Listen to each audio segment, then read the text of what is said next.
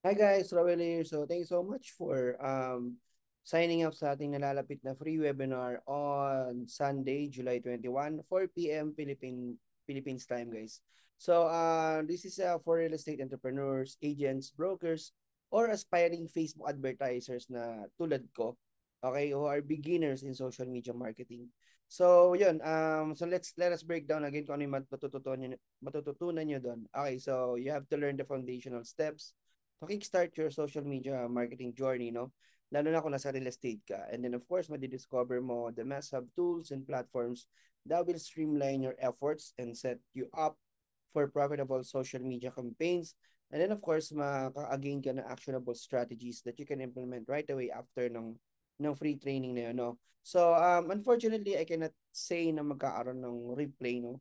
Dahil as much as possible, maganda kasi kung nandun ka mismo sa workshop na yon. So that's why we announced it early. And then of course 100% free tong webinar na to. So pwede nyo ring i-invite yung mga kakilala nyo pa or katrabaho nyo or kaibigan niyo. But I'm really excited na matutunan nyo to tapos ma-implement nyo right away.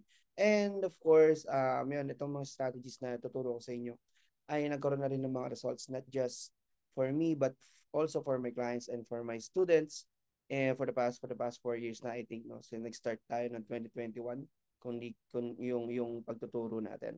But anyways, yeah, that's why I made this video to personally thank you and for making the time to sign up, and I hope that matapusin natin yung event na to with you guys.